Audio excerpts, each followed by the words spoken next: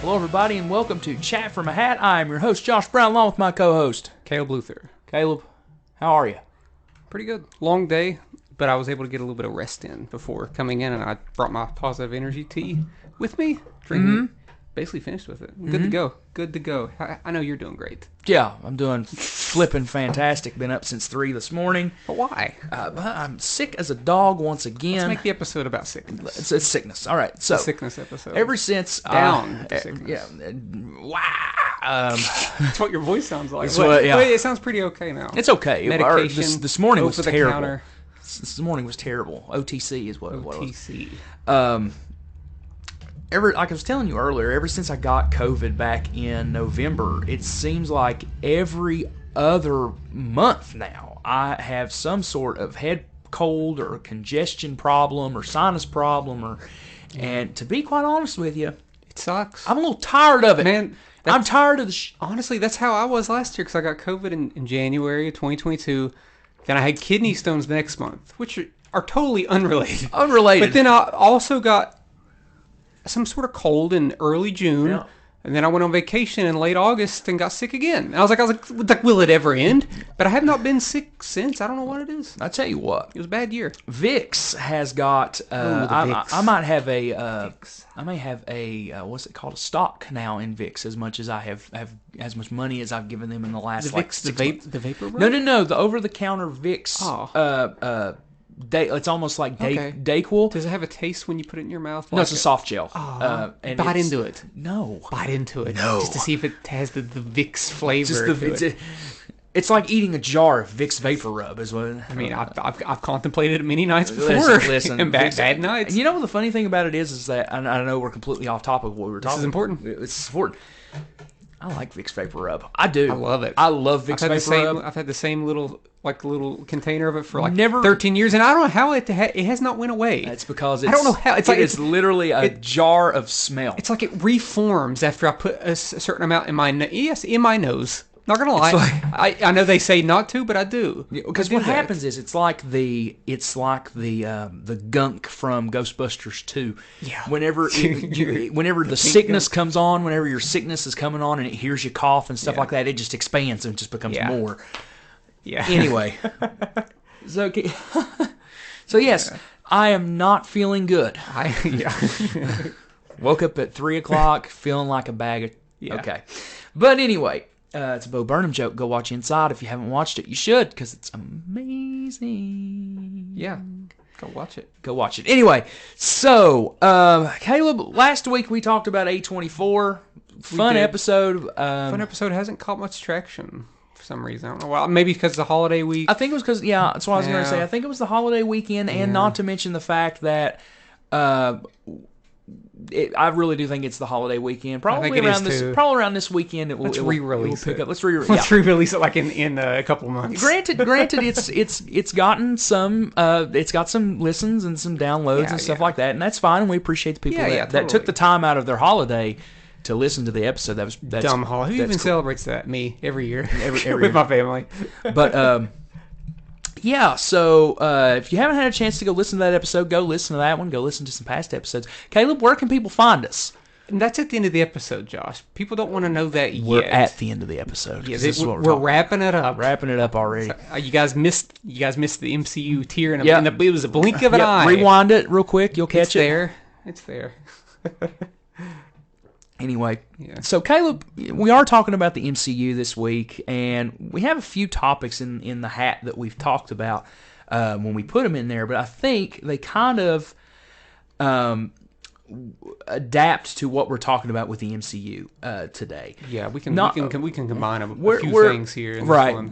We were talking about tier listing the MCU movies, and there's an argument to be made about how the MCU is quality over quantity. Mm-hmm. And what I mean by that is everything that Marvel is putting out now quality compared to what it used to be 10 years ago? Yeah. Because 10 years ago, we had 6 movies, and those movies came out within the span of 4 years. 6 movies in 4 years. 2008 to 2013 or 2012. Right. Or something like that, yeah. Now, just in the last year, in the last year. Since 2022, we have had 1, 2, 3, 4, 5 movies and an abundance of television shows. Yeah. Abundance of television shows. It's the TV shows. That It's get, the TV shows. I'm okay with 2 to 3 movies a year. They're not all going to be great, but I'm actually okay with that. They've been doing that since like 2014 or 2015. Yeah, it's just there's so many shows, and I'm hoping they're going to cut back on that because most of them are not great. No. A couple of them are very good. Like you got WandaVision and Loki, and Falcon Winter Soldier had its moments. Yep. I thought, but some of these I'm just like, well, this isn't made for me, or like, do I really have to dedicate 6 or 7 weeks to watch this one? Right. Whenever I could this could easily just be an hour and a half movie or 2 hour movie. Yep. You know, I mean, there's just so much. Well, the thing of it is too, and that's what and again that leads into the oversaturation of superhero movies in general. And I do believe. And I'm going to go ahead and preface this topic today with I have not seen Ant-Man 3 and I have not seen Guardians 3 yet. Yeah. As of right now, I have no instance in my life where I am clamoring to see them. And the main reason for that is because I have so much superhero fatigue right now, it's not even funny. Yeah. That's not going to affect my rankings today because I'm looking at these. I'll be looking at the MCU movies the way that we looked at them when they came out. But do you have superhero fatigue or do you have MCU fatigue?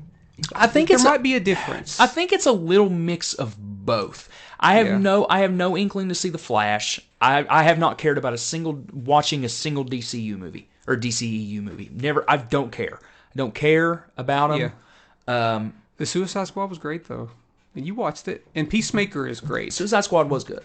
Peacemaker might be better. But for me, I don't care to go out of my way to watch them. And it's not that I'm a Marvel fanboy or anything. Oh, sorry. I was moving the mouse. I was messing with your mouse. My bad. I'm going to take that away from you. Take it away from me. But it's not that I... what was I saying? What was I going? You were saying it's not that I'm a Marvel fanboy. Oh, it's not that I'm a Marvel fanboy. It's if there's a movie out that's good and interesting, I'm going to watch it. It doesn't. Yeah. You know what I'm saying? If I have any sort of interest in it. But for me, talking about DC, the movies that I have seen of the DC universe and just the DC movies in general, there's no anything there that keeps me coming back to them. For the most part. I would agree. Aside from the Suicide Squad, which is and the Batman. While technically the Batman is just a DC movie, though. Right? It's not a part of a universe. Right. It'll eventually be a part of a Batman universe, which I think is cool. But when it comes to DC, for me, I'm gonna go watch the stuff that looks good to me. When it comes to DC, I'm not gonna necessarily watch everything. I still haven't watched the new Shazam. I don't know if I will. I've just heard too many mixed things about it. Yeah. But yeah, I loved the Suicide Squad, and I loved watching Peacemaker week to week on HBO Max, and I might watch The Flash. I don't know. It really just depends on what kind of reviews it gets, if I'm being honest with you. But we say that when we talk about the fatigue factor and things when it comes to superhero shows and movies and things like that. But then you have something like The Boys. Yeah. That is just absolutely some of the best television.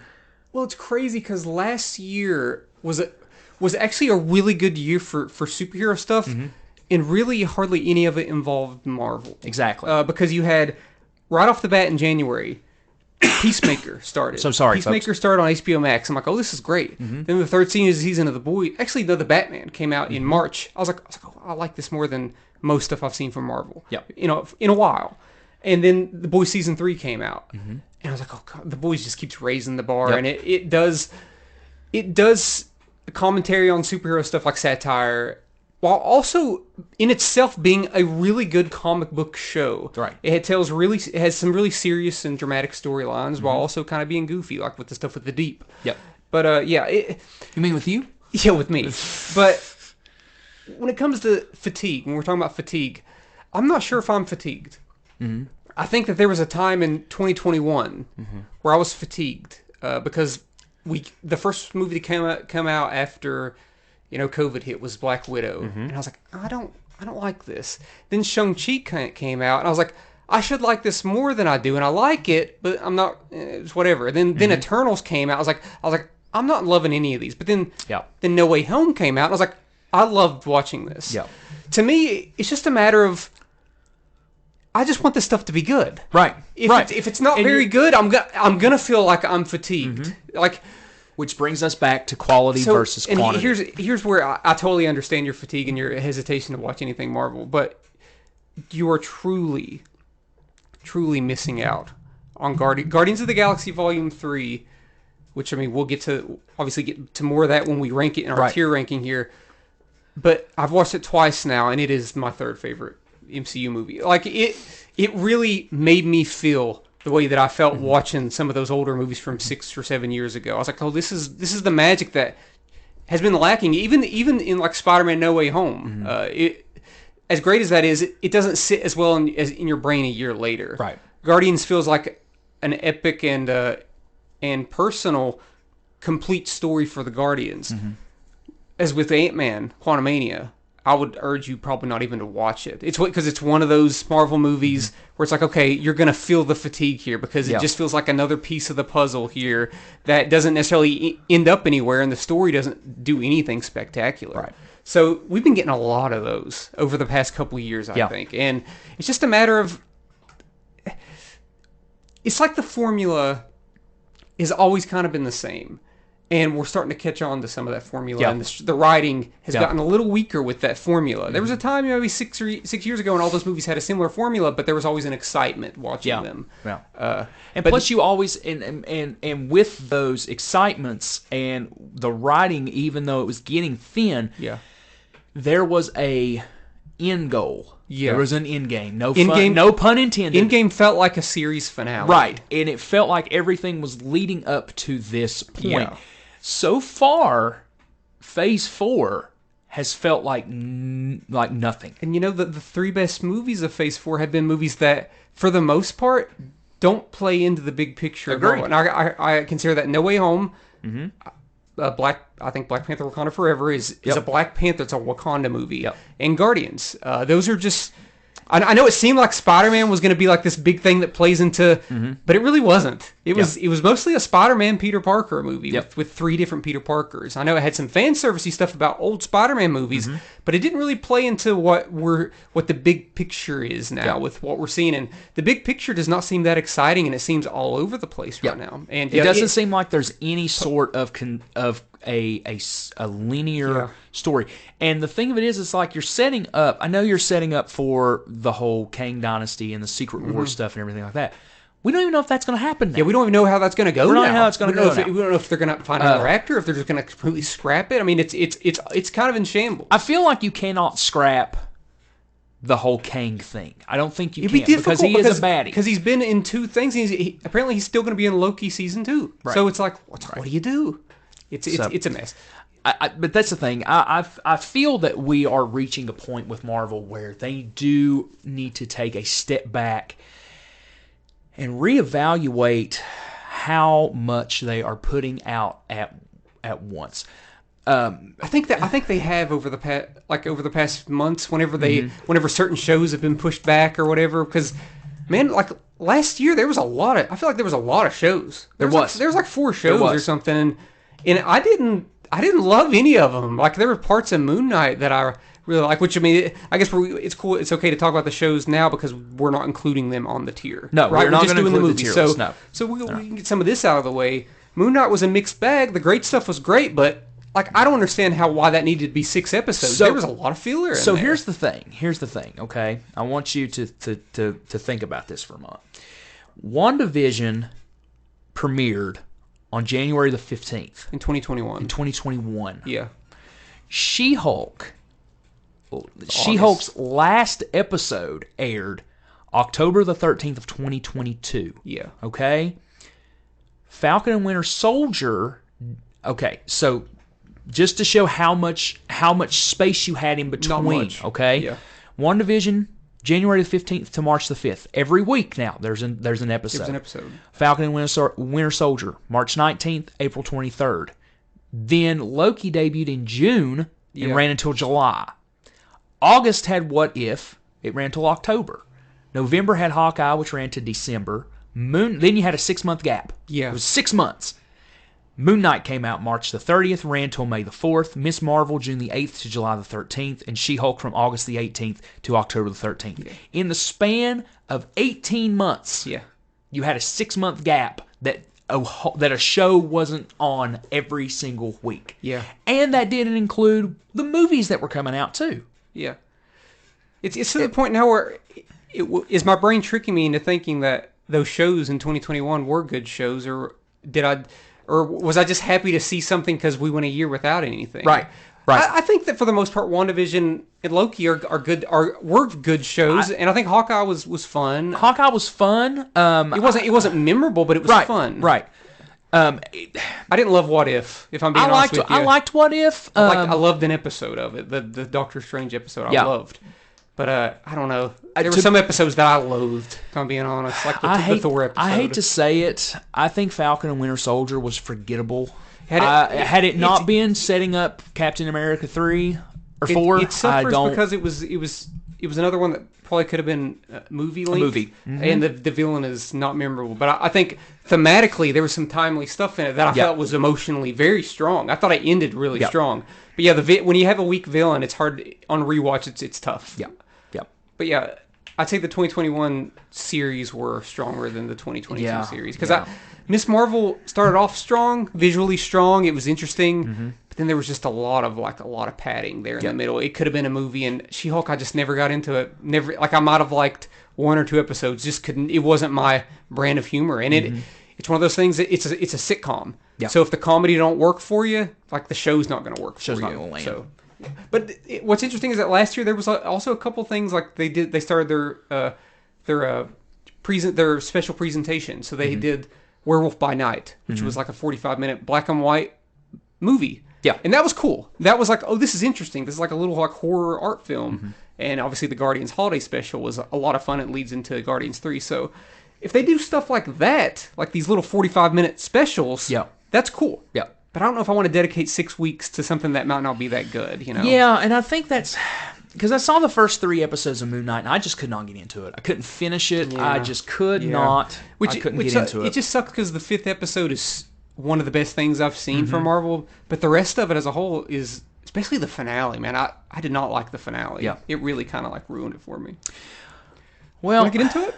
You know, we've talked about that, and we've kind of. I think we both can agree that it's Marvel needs to get back on track with what it's trying to do, and just be timely on it, and make it good. Just make it good. I want to love Marvel. Just make it good. You know, I look at James Gunn's track record when it comes to making comic books, and I've loved every movie he's done comic book wise, and now he's at DC. So you know, maybe DC will become the new MCU the way the MCU was 10 years ago because he's directing the new Superman movie, and you know what? If anybody's going to do it, and I have faith in them, it's going to be James Gunn because I've loved. I'll agree with that. I think him and probably the Russo brothers, as much flack as the Russo brothers have caught. Russo brothers can direct a good comic book movie. Oh yeah, all their comic book movies are kind of great. Yeah. So we'll get to that. Yeah, we'll get to that. They're on here. All right. So Caleb, we have 32 Marvel movies to go through. Some of them are just going to be barely even talked about. Yeah, some of them are going to barely even be talked about. Some of them, though, are going to be talked about quite a bit. So, number 1, released on May 2nd, 2008, we have Iron Man, which was directed by Jon Favreau. You know what's crazy? That we didn't have another... Well, Incredible Hulk came out a little bit after that, but other than that, we didn't have another Marvel movie for 2 years. 2 years. That's crazy. Yeah. Iron Man was a really... I'd say borderline great introduction. An introduction that we didn't even know was an introduction. Yep. It's aged very well. Yes. Because while it does have CGI, and it's not like the most mind-blowing CGI, it's more subtle. It works. It's more subtle in its approach than some of the more recent movies, and it looks better. Yes. For instance, it looks better than 2018's Black Panther. And agree. That's 10 years separated. I agree. And Iron Man, with how sparse it uses some of its special effects, Iron Man's good. Where would you put Iron Man on your tier list? I would give Iron Man an A. Me too. I would give it an A. I have it on my A Yep. tier. Yep. It's still a top 10 MCU movie. Is that for on me. your Is that on your computer? Yeah, it's on my Put computer. a little A beside it for me too, so we can keep track of it in An case. A beside. An A beside Iron Man. I'm giving Iron Man an A. I think it's a very good introduction Hold on, wait. to Let me put it in a character. bold here, Oh, you're good. A character that we didn't know that we wanted to see on screen, and arguably has one of the best character arcs in the whole MCU when it comes right down to it. I would agree. Next, June the 13th, 2008, was The Incredible Hulk, directed by Lewis. Yeah, Lewis, classic Lewis. Lewis No Name is what we call him. Leterrier, I guess. This is one of the most oddball MCU entries. It is. It is. It is. And for that, it kind of suffers because of it. I don't think it's the worst MCU movie. Yes. But because it's so weird, because it's an actor that we never saw again playing the Hulk. I've only seen it Edward Norton. I've only seen it like twice, maybe. I have it in my C tier. I'll- I have it as my last movie on C tier. Okay. I would give. I'd give it a. I would give it a C if you're watching the theatrical cut. If you put all of That's all I know. If you put the deleted scenes back in, I would probably give it a. I would give it close to a B, but I'm going to give it a C just gonna put a based C? on the theatrical Okay. cut. Sorry, Incredible Hulk. Sorry, Incredible Hulk. No underdogs here. Can't sit here. Get to here. All right. May the 7th, Oh, now the good 2010. stuff. 2 years after Iron Man 1, we got Iron Man 2, directed by Jon Favreau. Yeah, follow up. And Caleb, I'll go ahead and tell you, this movie's a D. Mine too. It's a D. It's- It's the first it's- movie on my D tier. Honestly, for a while, this was my least favorite MCU movie, but some stuff recently have beat it out, which is not good. Here's the problem with Iron Man 2. I feel it kind of loses its way in the middle of the movie. I love Mickey Rourke, but good God. I feel like it. Good God. I feel like it loses its way through the entire movie. No, I just never got into it. It does I find Tony Stark to almost be insufferable in this movie. Mm-hmm. Don't like the villains. I think it's thin. It almost feels like a movie that solely exists to sort of set up the Avengers. Sure. And I do, though, really love the suitcase armor, and I've always loved the I suitcase guess armor. the best thing about the movie is Sam Rockwell, probably. Sure. And we sure. never really saw him again. And that's Except for the Marvel one-shot. yeah, it doesn't count. Nobody saw that except for us. I mean, I liked it. Yeah, sure. All right. Don't love it. So- Actually, I kind of dislike the movie a lot. So it's a D for me, and it was a D for you, right? For me, yeah. All right. May the 6th, 2011, Thor. The Thor. first Thor movie with Kenneth Branagh. Branagh Kenneth as Branagh. the director. Caleb, what would you give Thor? You know, this, I would dare to say that the Thor franchise might be, it's a bottom tier franchise in the MCU for me. I only really like one of them. But all things considered, this is the second best Thor movie. Mm-hmm. And I put it at C tier. Okay. It's serviceable. It actually, like, visionary wise, like direction wise, it's got some interesting decisions. It's just as a story, and this isn't the Thor that we ended up knowing, and it's a little bit more serious, which maybe you should kind of get back to. But yeah, it's just not. It's not anything special from a story or character point. For me. I'm gonna give it a B. B. Give it a B. A B, Josh. Give it a B. I get that. It's the introduction of Hawkeye. It's got to get a B from me anyway. He is in that, isn't he? Yep. He's in it for all of 20 seconds. Now we're getting into the heavy hitters. The meat and potatoes. No, that comes later. The meat and potatoes. Released on July the 22nd, 2011, directed by Joe Johnston. Ooh. Captain America, the first America, Avenger. The first Avenger. This was like I remember I watched this for the first time in your bedroom in like 2011 maybe. This is a fun one. It's my least favorite Captain America movie, but it's a good one. Very comic booky. Sure. It's good. I put it at B tier. First Avenger gets an A tier from me. A tier. It is one. It would be in my top 10 favorite Marvel movies. Oh, I have it at about 19 or 20. It would probably be in my top 10. I'm not. I would I have to get think that. about it. I have to think I about know. it. there's a couple people we know that have it at like 1. Yeah. So, Yeah. All right. May the 4th, 2012. Be with you. May the 4th be with you. Directed, written, all this stuff by Joss Whedon.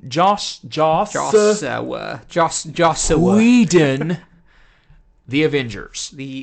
Man, I watched this in theaters, and the only other movie I'd seen before this, I think, was Iron Man. Okay. And it didn't matter. Like, No. it really didn't matter. I knew what was happening. You knew who the characters Like, were. Hawkeye was like under some sort of spell. Yeah. I'd never seen Hawkeye before. I was like, what is Jeremy Renner doing in this movie? I was like, what is Scarlett Johansson doing in this movie?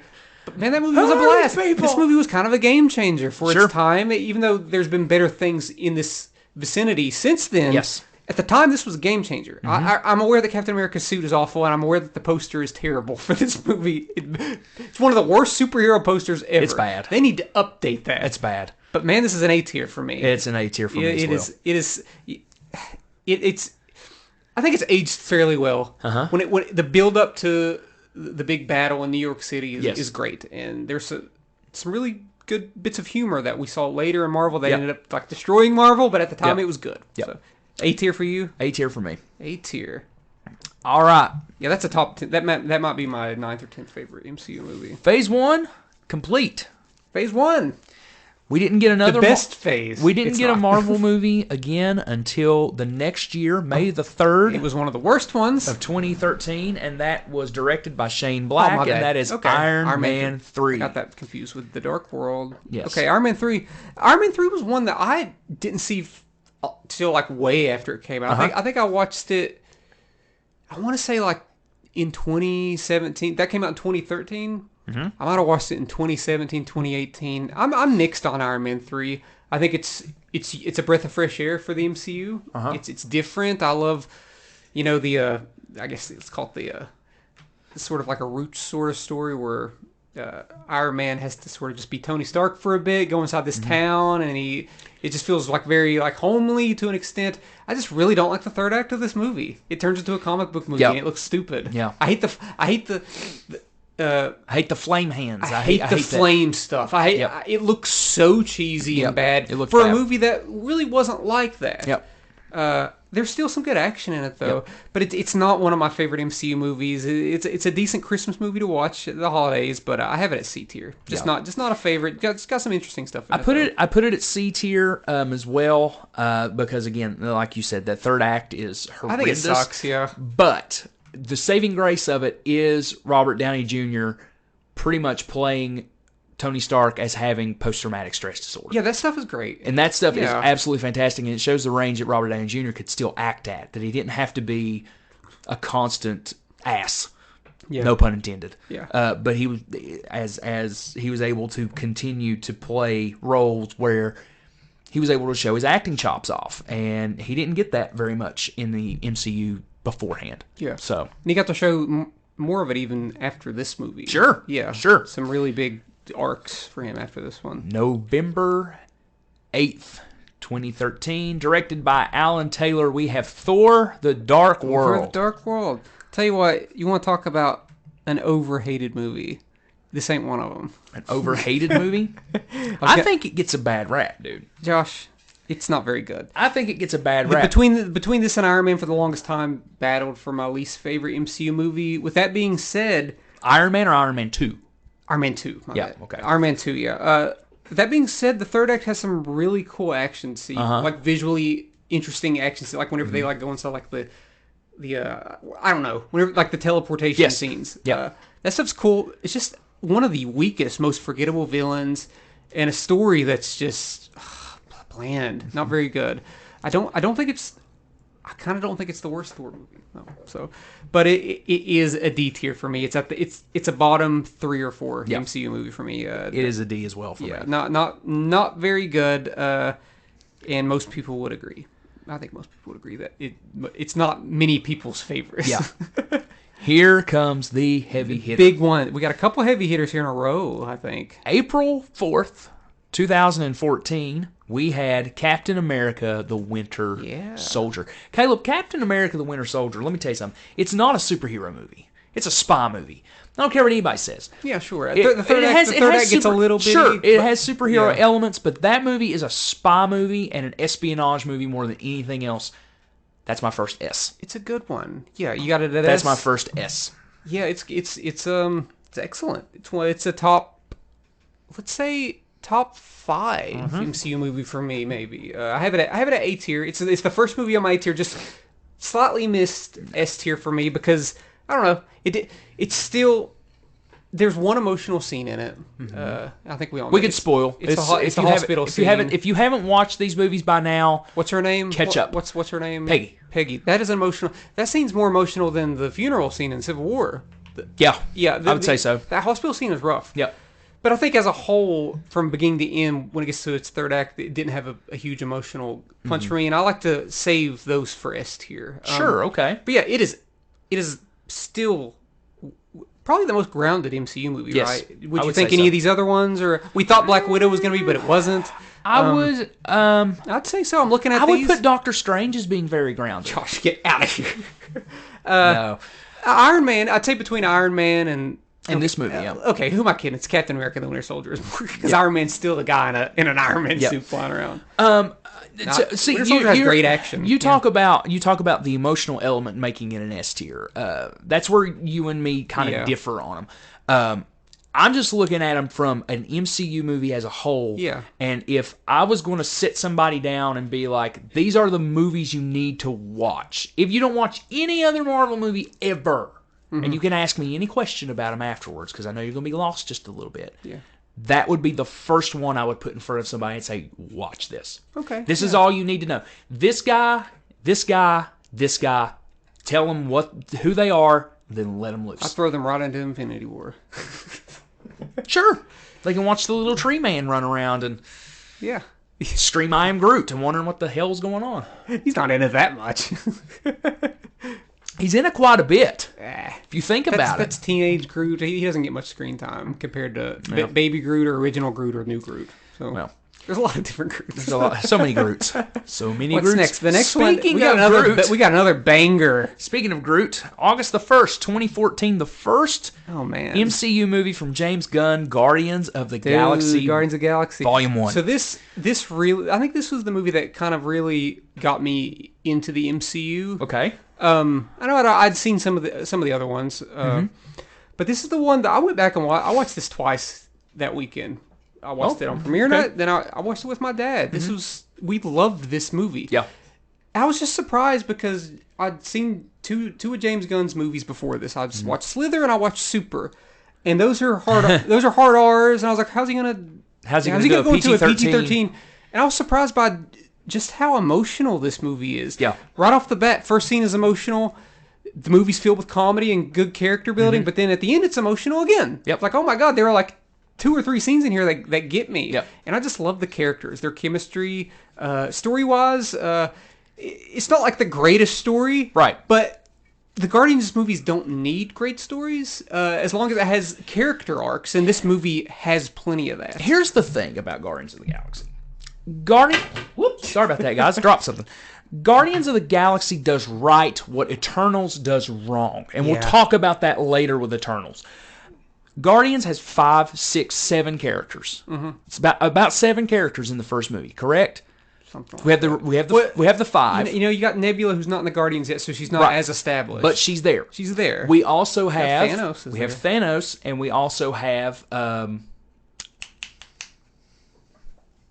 is Mantis not in the first one? No, she Mantis comes is in in the the second second one. one, Okay, I got my movies mixed up. Anyway, you're pretty much introducing 8 characters, 7, 8 characters in Guardians. Yeah. Everyone feels important, and everyone feels like they have a purpose yes. compared to And that- Eternals, which which is- we'll talk about later. Which is insane because I would say that every Guardians movie has successfly done that, which Yeah. is crazy. Which is Yeah. a crazy feat. I Yeah. mean, it's amazing. And the writing is so good on Guardians 1 especially that no one feels wasted. When you walked out of the theater, of course, granted, I didn't see the Guardians movies in theaters. When first time I watched it though, I didn't have a sense of that character was a waste, or I don't know what that purpose of that Yeah. character was. especially Rocket, Groot, Star-Lord, Gamora. Drax, Gamora. Every one of them. The main Guardians, I would definitely say. Every one of them had a purpose. The character that felt the least out of place in Guardians was Ronan. The most out of place. The most out of place was he. Ronan's still one of the weakest villains. He is one of the weakest villains, and that's what brings the movie down just a little bit. It's crazy because it is one of my favorite. It's an S tier for me. It's my first S tier, by the way. Oh, it's an S tier for you. Wow. Okay. Yeah, it was my third favorite for a while. Okay. Okay. Yeah, I love it. I almost don't even take away points because the villain's weak. It almost doesn't even matter because the heroes are so strong. Yeah. And while Nebula isn't the Nebula that we know and love, eventually, she's there, and there's a little bit of establishment, but it's so interesting to see her character grow through it all. You got to start somewhere, right? Yep. And yeah, this is an S tier for me. And for Guardians too, it's the first real foray into a straightforward comedy too. It's crazy because it is the first like comedy in the MCU, but it's also the most emotionally effective one, which is insane. Which I mean, come on. The first 10 minutes of the movie, you're in tears. Crying. Yeah. So, it's an A tier for me. It is A for me. You are wrong. It's A, and the only reason why it's not an S is because of Ronan. Other than that, it would be an S. How many S? I got. Okay, you don't have yours written down. I don't have mine written down, but I have an idea. I have five. I have 5 S tiers. I probably will have about that. I have 5 A tiers. Yes, too. folks. I'm sorry. I have been sick and been a a little week. behind. Okay. What's next? Next, we got a couple lame ones here. Yeah, we got some lame crap here. No, I'm just kidding. Avengers: Age of Ultron, directed by, written, and whatever by Joshua Whedon. His follow-up to Avengers from a few years prior. Movie gets an A tier for me. Really? Yes. Okay. Well, let me. I actually like Age of Ultron better than Avengers. Ooh. Okay. Because it's the Hawkeye movie. So I'm biased. This is my least favorite. This is my least favorite Avengers movie. I'd say for a while I was. There's still elements of it that I just don't like. I don't think the dialogue is as good. There's like way too many like quippy lines, and I don't think any of it's particularly funny. It kind of annoys me, and that's a very Joss Whedon thing. Mm-hmm.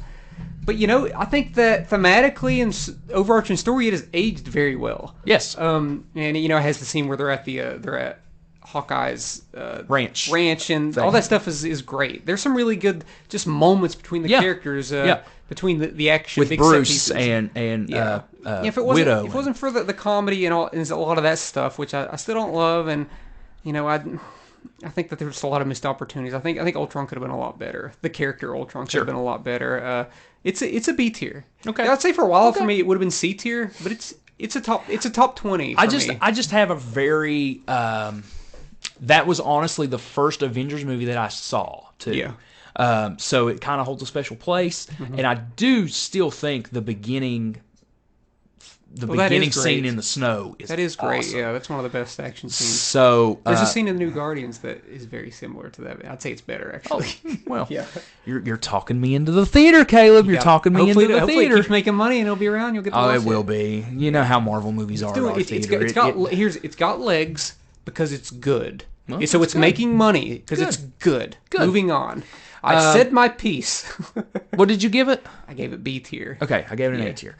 All right, so July 17th, 2015, which was kind of weird because this was the first time that the movies came out kind of quickly. Okay? Can I guess what this one is? Sure. Is this Ant-Man? This is Ant-Man. Okay. Because May, June, July came out 2 months after Ultron, which I say that, but then Thor, May, June, July, and Captain America first came out around 2 months from each other. But, so July the 17th, 2015, Peyton Reed directed this for Ant-Man. Caleb, Ant-Man was actually the first Marvel movie I saw in theaters. I watched the theaters with you. And... Right. Yeah, it's okay. This is another comedy. Yeah. Another like mostly comedy. Yeah. And I remember watching it. I liked it a lot. It felt a little different. Yeah. But I'd say through the years it hasn't aged particularly well. Yeah. And I think that's mostly on the Ant-Man franchise. I think because it hasn't gotten better. So in that regard, it almost makes the first one look like it doesn't even matter necessarily. Yeah. It's Well, the thing of it is, though, is that fine. Ant-Man kind of don't matter. It's right crazy. now. It's so weird Or because in the first two it's movies. so weird because Ant-Man was one of my favorite characters in Endgame. Yeah. But in his own movies, I'm like, these movies aren't that funny. just like, There's man. nothing. I give it a C tier. Yeah. Give it I a give it a C. C. I put it right above Thor, the first Thor movie Okay. for me, and right above Iron Man 3. What's next? Okay, so Caleb, we miss a year, and we go to May the 6th, 2016. Oh, now we're The Russo brothers are here. We here, go. They're back.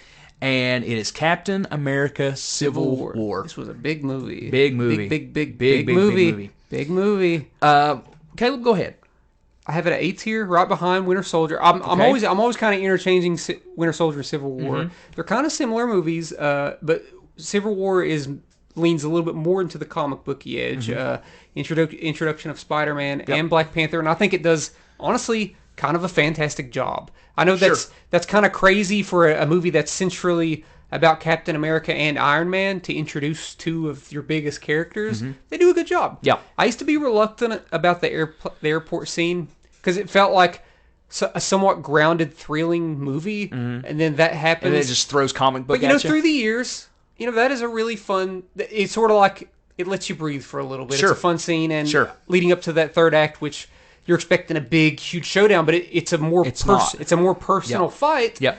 And this is a great MCU movie. It's probably like my sixth favorite, and I give it an A tier. It's an S tier for me. Yeah. It's S, no question. No question. that. It is my favorite Captain America movie. Definitely the without most. question. It's definitely the most entertaining Captain America movie. Without question, it is my favorite Captain America movie. Like you said, we were introduced to Spider-Man in the MCU, something we never thought we'd get. Yeah. And I mean, Ant-Man's good in that one too. It's the end. The final act. It's the final act, because when we saw it in theaters, I was like, oh, so this is the airport scene. It's like, oh, this is okay. So this is the final part. Yeah. It's like we're going to end here with something going on. But no, we get a whole 30 more minutes of movie. Yeah, it's almost like a mini Avengers movie. Yes. But ultimately it is a Captain America Tony Stark movie. Yeah. What's next? November 4th, 2016. Scott Derrickson Scott Pilgrim versus the World. with Doctor Strange. Caleb, how did you feel about Doctor Strange? And Doctor Strange was a blast, man. I think I used to be a lot higher on it. I think just from it may still be the most interesting visual movie from the MCU, man. Those visuals are insane. Oh my god, so insane that my voice just gave out while saying that. I feel that pain. There's some crazy LSD moments in this movie. There is. And still, the third act has one of my favorite third act climaxes. It's just so unique. Yep. Like the time. It does not feel the time, like the reverse time. It does not sequence. feel like a comic book. It's not over the top. It's not an over the top comic book. It's literally about bargaining. Yep. And I give it a B tier. Okay. It's a lot of fun. I'll give it a B tier as well. B tier. Yep. And for the exact same reasons that you said. Oh yeah, it's good. It's good. It's a good one. May the 5th, 2017, James Gunn is back. He's back. And Guardians of the Galaxy Volume 2. 2. Caleb, I'll go ahead and tell you. Two. I don't like this one as much as 1. It's actually my least favorite Guardians movie. But it's still not good. a bad thing. It's not a bad thing. Yeah. I think Kurt Russell and the ego villain is a little weak. It's a lot better than Ronan though. It is a lot better than Ronan, but it's still pretty still weak. not the best villain in the Guardian franchise. It's one of those movies similar to the first one. There's not a lot of story. It's more about character arcs. And this is the movie where you realize, oh, Nebula is a great character. Because you have all the Nebula Gamora stuff, them hashing out basically the trauma they've been through as sisters as being raised by Thanos. And all that stuff is great. There's some great stuff with Rocket. Rocket gets to team up with, what's his name? The blue guy. Michael Rooker plays him. Yondu, thank you. Woo, took us a minute. We get there. If there's one downfall is that they do get split up. But in that split up, there's some really fun stuff that happens. Sure. The gold people, whatever they're called, they're not great. Yeah. But there's still some funny, interesting scenes. And man, the third act of this movie does make me cry every time. My gosh, it is Mary Poppins, y'all. It's crazy because they that Cat Stevens song that plays played in a series finale that I watched last night. In the second, it played at the end of Ted Lasso. Yep. And We forgot to talk it's about okay. that. That's okay. We got right. This was a big episode, so Okay. And the All right. second that song started in the Ted Lasso episode, I was like, oh no, Not again. And it got me again. I'm gonna cry again. Yeah, the end of this movie is powerful, as well as the end of every Guardians movie. So it's an A tier for me. Okay, I'm gonna give it a B. Give it a B. Okay. Now Now we're getting into the big we're stuff, getting finally. into the good stuff. The good I stuff. disagree. This next one's worse. What? Yeah. July- You heard it here first. July 7th, 2017. John Watts. Spider-Man: Homecoming. Spider-Man: Homecoming. Spider-Man: Homecoming's a lot of fun. Starring Michael Keaton. My biggest problem the Vulture. with all the Spider-Man movies in the MCU is that when it visually and direction-wise, they are nothing spectacular. There's Okay. nothing special about them. Okay. And I'd even say that a lot of this movie, story-wise, narratively, is nothing special. Mm-hmm. But man, from the third act on, this movie, especially from the twist, the reveal on, it just becomes such a tense movie. Yeah. And yeah, Tom Holland is a really good Spider-Man. This movie's a bundle of fun. I don't know if I've ever said this on the bundle of fun. I don't know if I've ever said that on the show before. I don't think you've ever said that in your life. I probably have to myself. A bundle of fun. But it's good. I have it. Bundle of fun. I have it at B tier. Okay. I still prefer probably the first two Raimi Spider-Mans over this one. Oh yeah, yeah. Well, those are so, a class of their own. Those are so like original. Yeah. It's B tier for me. I'd give Spider-Man: Homecoming a B. I would. Michael Keaton's the best thing about the movie, y'all. I'm sorry. He is. He's still He one. He's still is. one of my favorite MCU villains. Sure, Yeah. sure. Yeah. He had a reason to do what he was doing other than, I'm going to take over There's the just world. there's just one weird scene. It's the scene where he accidentally disintegrates the guy and doesn't even react. Yeah, to he it. doesn't- He's like, oh, whoops. I was like, ooh, that was kind of dark. That's a little dark. I was like, geez, guys, really? Okay. All right, November the 3rd, 2017. 2017 was a good year. 2017 was a good year for the MCU. MCU, yeah. Taika Waititi and Thor Ragnarok. Thor Ragnarok. Dare I say the only memorable Thor movie? The only one. It's an A. It's a B tier for me. It's an A. There's still elements, there's a lot of humor in this movie, and it doesn't always land for me. And this is like this with Guardians 2, but Guardians 2 actually does land the emotion. Mm-hmm. I think Thor Ragnarok doesn't get criticized enough for undercutting emotion. I know people say that about Guardians 2, but Thor Ragnarok does it a lot Mm-hmm. more. But it is, whenever it is funny, it is Mm-hmm. legitimately funny, and this is still the best Hulk we've gotten in the MCU. Probably. Sure. Would you say so? Yeah, I would agree. And still the best. It's okay. It's not the best version of Thor that we have. That comes a little bit later. But this is a really good version of Yeah. Thor. Good Loki. It's Taika Waititi. This has got Taika Waititi all over it. Yep. I mean, this has got his stamp all over it. The most memorable Thor movie. I put it. It's my number one B tier movie Okay. here. You have it at A? Having an A. I Okay. really did like that movie when it came out. I did too. All right, February the 16th, 2018, Ryan Coogler and Black Panther. Black Panther. Black Panther. What do you think about Black Panther? Still the most critically acclaimed MCU movie.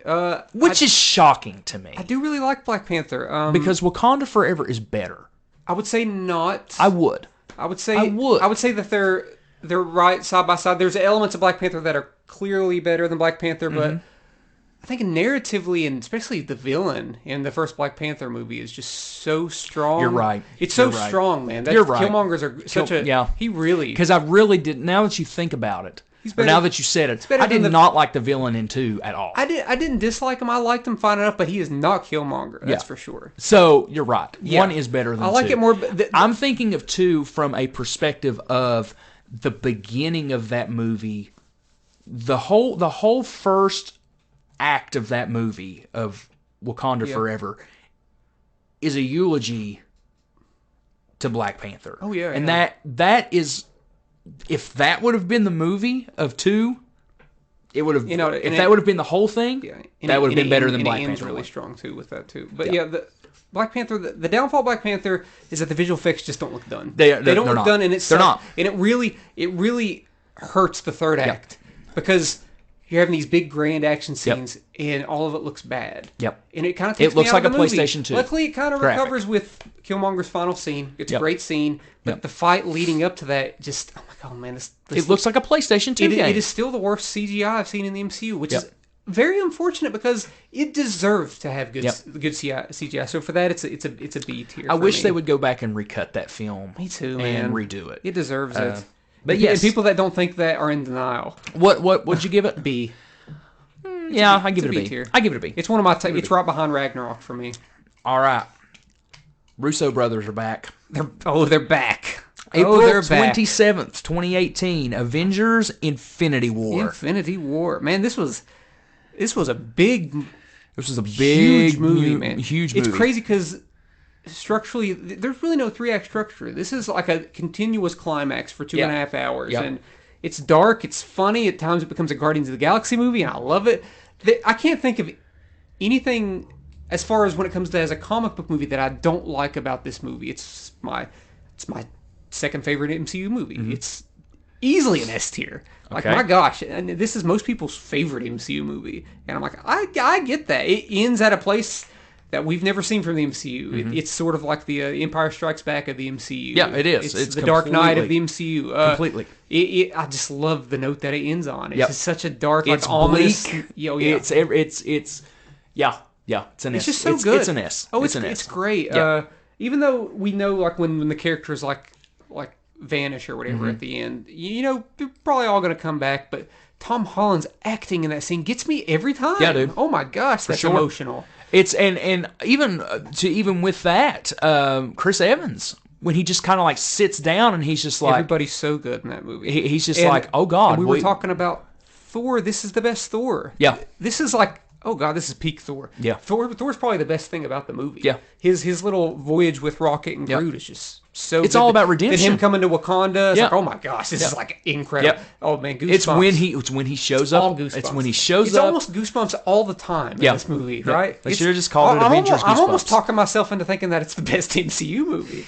Okay, what's next? Next is we're God. chomping at the bit here Yeah. to get something good. Ant-Man and the July the Wasp. 6th, 2018, Ant-Man and the Wasp Man. by Peyton Reed. Here's my thing. Okay, here's the argument that I'm going to make for Ant-Man Okay. and the Wasp. Ant-Man and the Wasp came out 3 months after Infinity War. You had a lot to live up to. Number one, you had a lot to live up to. Number two, Ant-Man and Wasp could have came out in November and everybody would have been fine. You should. I don't think Probably people should've. would have been that hard on that movie if it would have came out later. Here's the thing. It got good reviews. You know what? This has a higher Metacritic score than Infinity War, which leads me to believe that movie critics, when it comes to the MCU, sometimes are delusional. Yeah. This is one of my least favorite MCU. Agreed. It's a C tier for me. I know I have the first Ant-Man at C tier, but this one's worse. It's a D tier for me. There's so much humor in it that's just not very funny. Yep, it's a D And tier.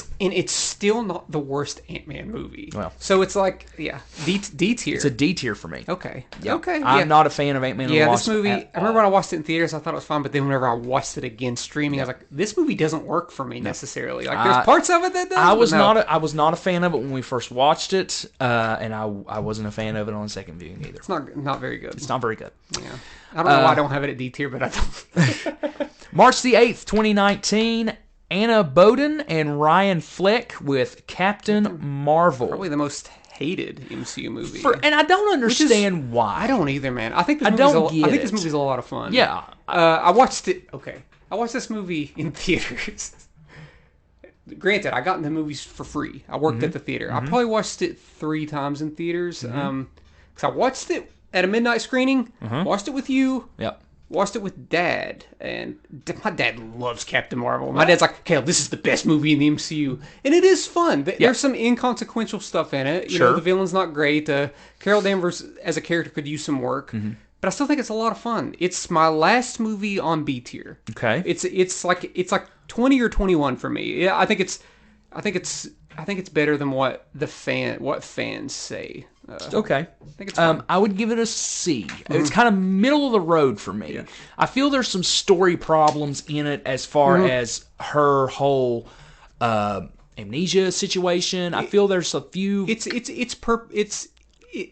it's needlessly complicated at Yes, times. You yes. know, like especially that first act. It's like, well, Yep. what is this? Yep. Yeah, Yeah, the big ones. so yeah, it's a C tier for Big me. one.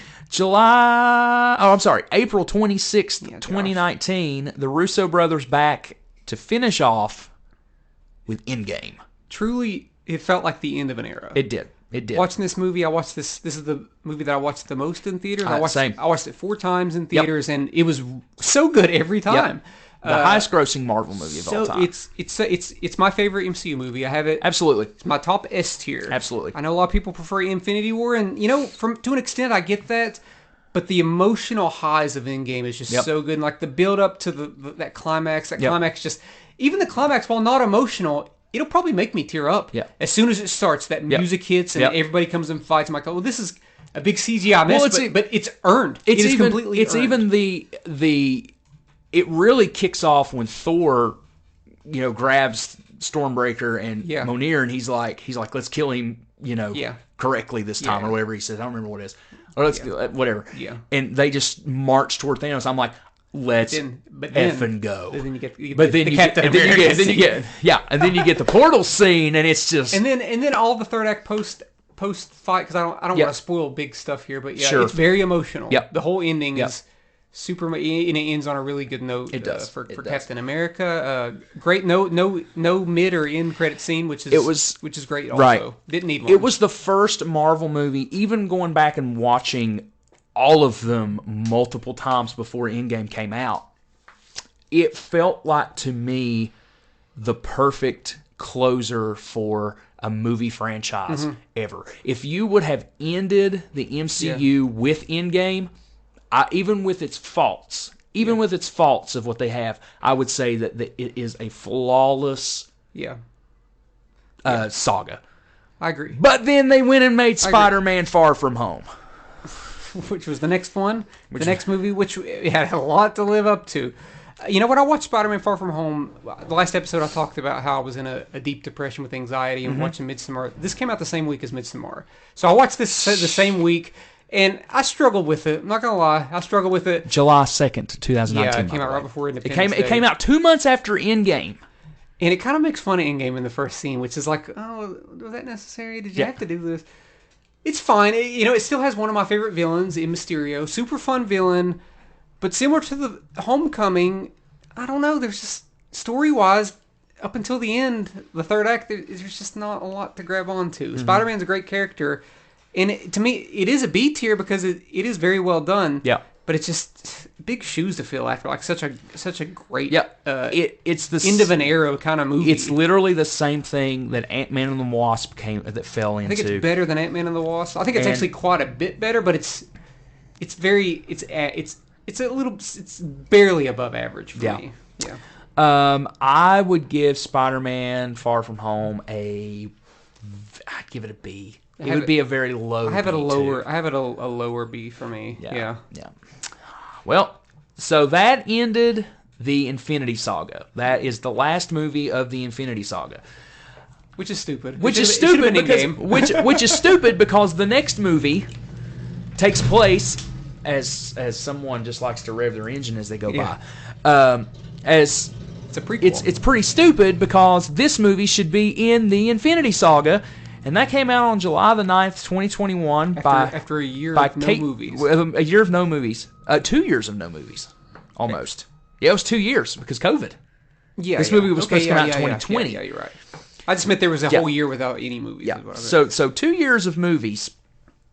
July the 9th, 2021 by Kate Shortland, and that was Black Widow, which takes place in between Civil War and Infinity War.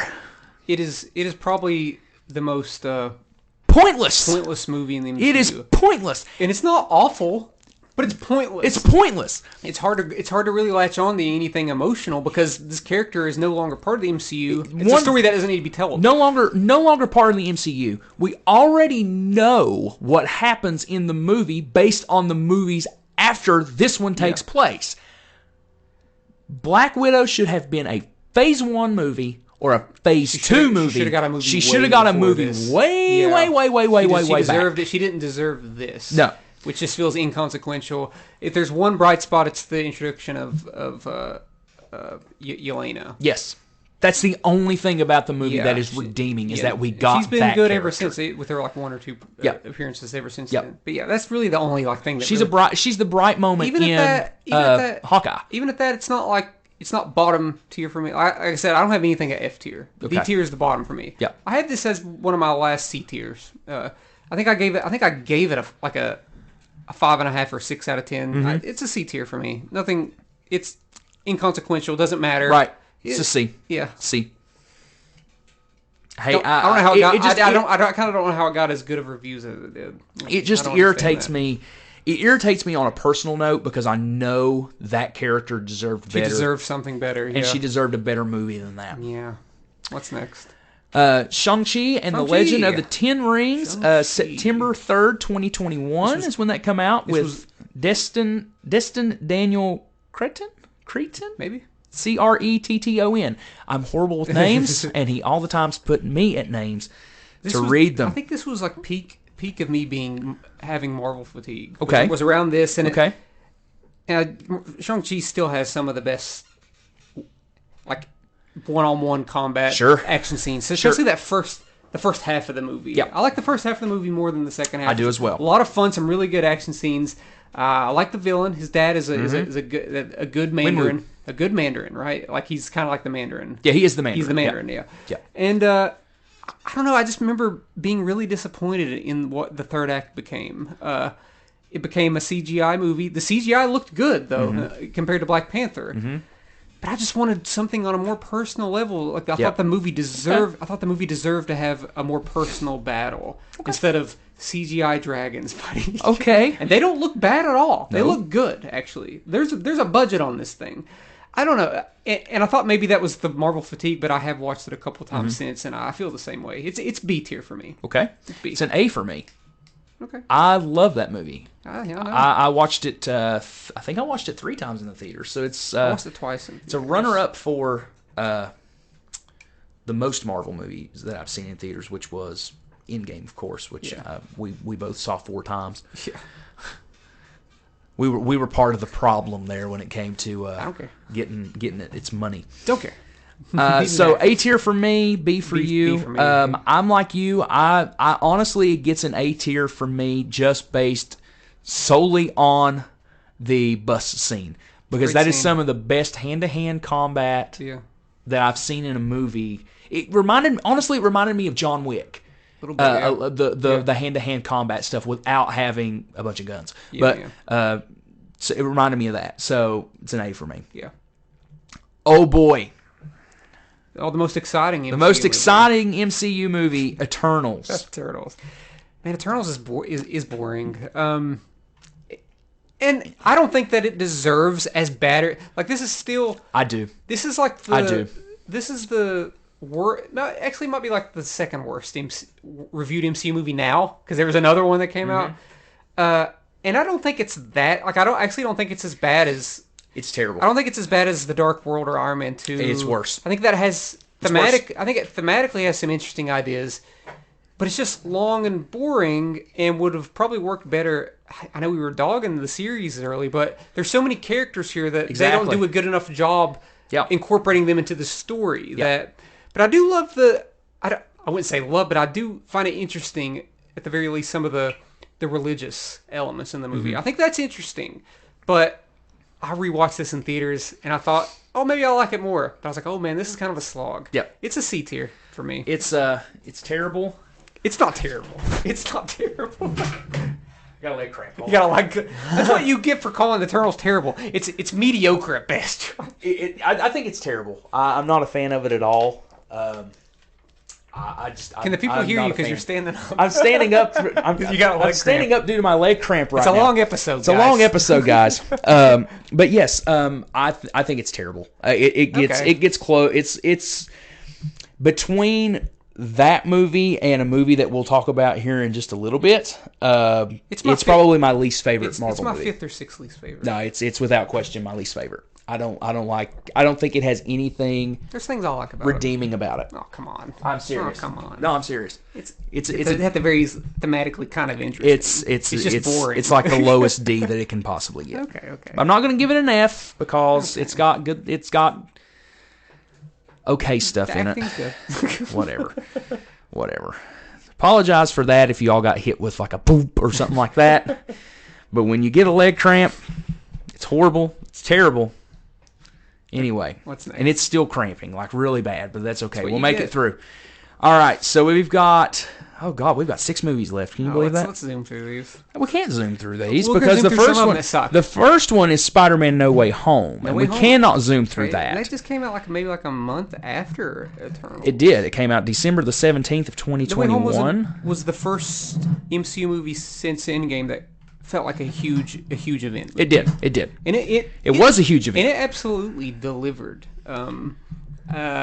There's some story elements that don't necessarily work as well as it did in the heat of the moment when you watch it. But I think, honestly, for having 3 Spider-Man in the movie and sort of... No one feeling wasted. And having, that fan servicey stuff, it handles all that extremely well. Yeah. I was very surprised. Listen, this movie's been out for 2 years now. Sorry, folks. I really love Andrew Garfield, how he's incorporated into this movie. He almost became my favorite Spider-Man through this movie. I just love his performance so much. It's emotionally moving. At the end of the day, it's still a Spider-Man Peter Parker story. Sure. Despite having, multiverse stuff in it. It's a big, grand movie that sometimes some of the stuff doesn't make sense, and you just gotta look past it a little bit, but... Well, it depends on how you look at it. Listen. It depends on how you look at it. Listen. All I'm trying to say is that it's an S tier for me. Yeah, it's an S tier. It's my last. It's an S tier. It's my bottom S tier, but it's still S tier. Yeah, it's an S. It's my 5th favorite. The fact that they were able to bring everyone back, they didn't have to recast anybody to play any of the characters from the first 5 Spider-Man movies. Spider-Man movies. Spider-Man, yeah. Shows that Disney has enough money that they could put God in a movie. Well, they knew the movie was going to do well. So yeah. So, it gets an S tier just based on the amount of star power they were able to do. They did use 2 actors, just kind of like stock footage from the old movies. They weren't actually... Like, the one guy did do voiceover, Thomas Hayden Church, but visually he was not in the movie. The scene where they show him towards the end... Yeah. It was footage from Spider-Man 3. Still. It did a good job at S tier. Yeah. It's an S tier. Yeah. All right. May 6th, Doctor Strange and the Multiverse of Madness. So, yeah, Caleb, Multiverse of Madness came out, I'm not entirely sure. Let's see here. May the 6th, 2022, Sam Raimi, the legendary Sam Raimi. His introduction to the MCU. His introduction to the MCU. And did the Spider-Man trilogy. And poor Sam Raimi.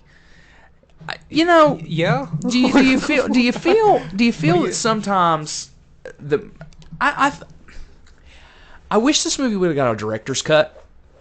Yeah. Because I feel that Sam Raimi could have been longer, and it could have been Raimi being able to do his own thing. I disagree because I think this is actually visionary wise, this is the most unique MCU movie. Doesn't mean it's good. And here, I think that it is good. I think that it's just, I don't think it's great. I think that I don't think the first Doctor Strange is great. I think this is just slightly below that actually. But I think that by default the movie is a bit disappointing. It is. It was never going to live up to ridiculous expectations that people had. There was some nice surprises in it, but it didn't end up being this huge multiverse movie, even though it has the word multiverse in it. That's what hurt it. I guess if that's something you were expecting with me, I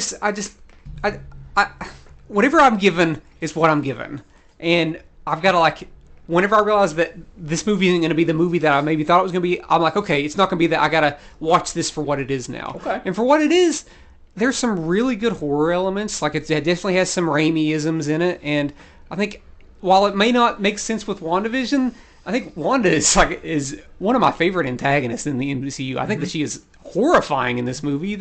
It's probably one of the most violent MCU movies. It's just, yet again, the expectations that maybe even I had and what fans had, it was never going to live up to that. Sure. And it's a B tier for me. I probably liked it a lot more when I first watched it, but I haven't been like in a big rush to watch it 3 or 4 times since then. I would say it's a C for me. Again, it's just one of those little. It's a middle of the road type of episode. Type of just a middle of the road It'll be an episode. episode. At least I don't know. It just. I liked it.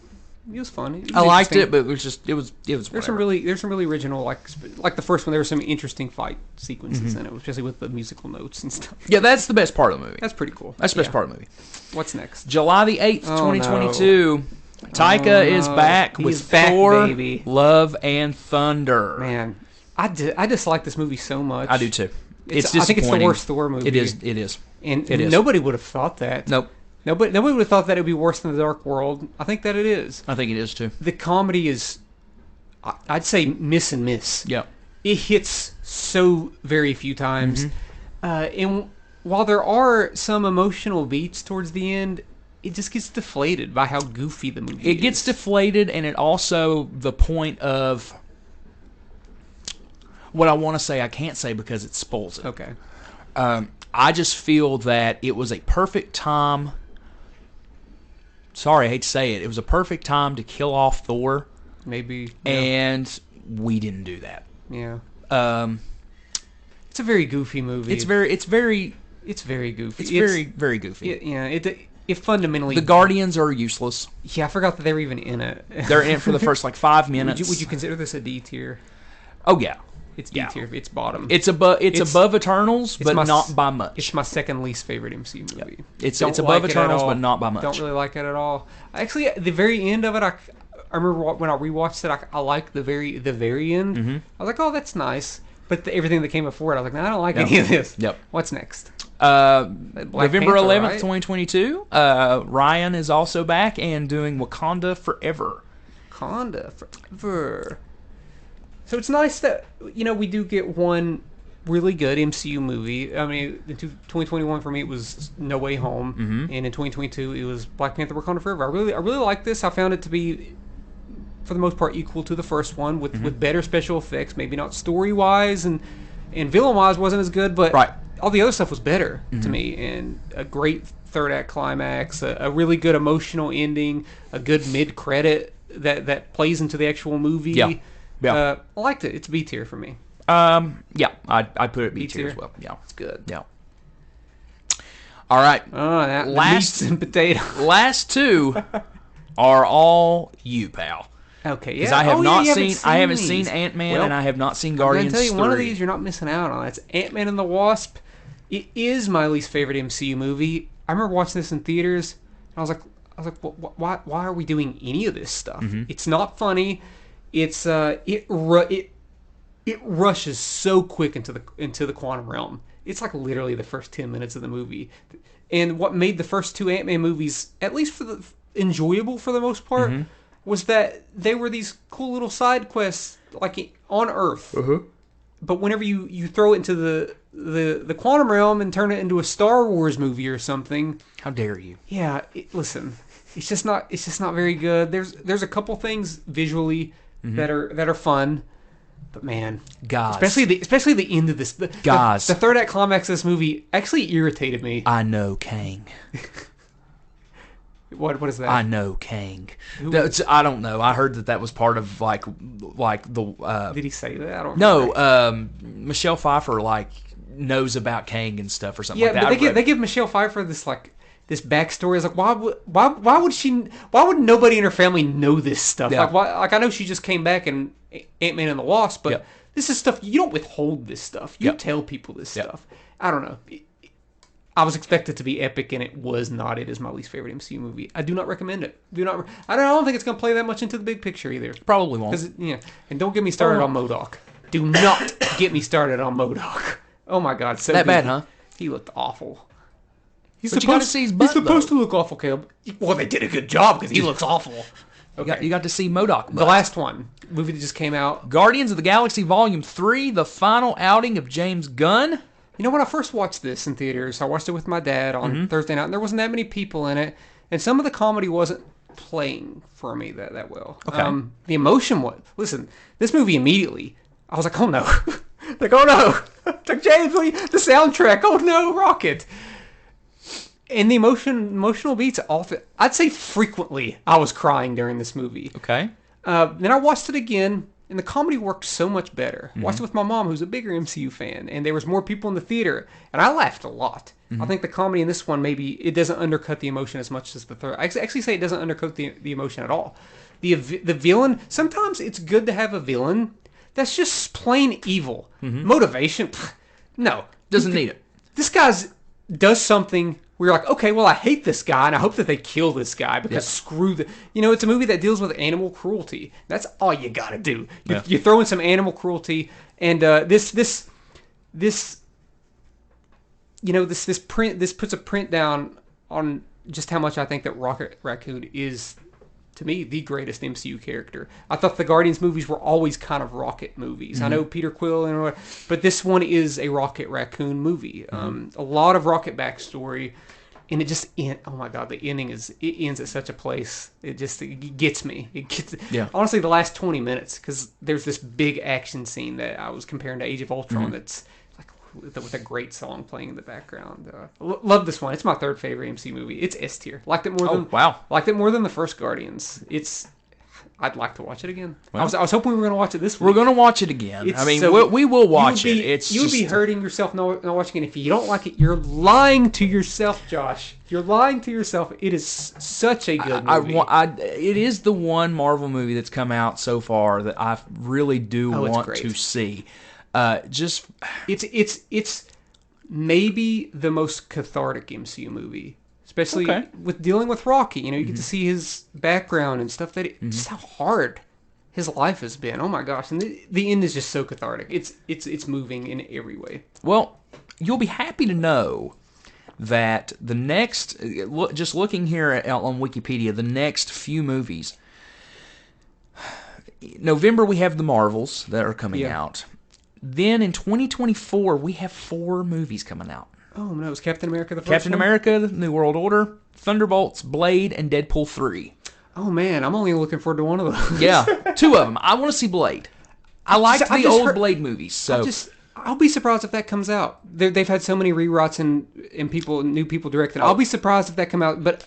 It probably won't come out in 2024, but it will come out. Very much looking forward to see how they incorporate Deadpool. Yeah. Especially with Hugh Jackman. And Hugh Jackman, yeah.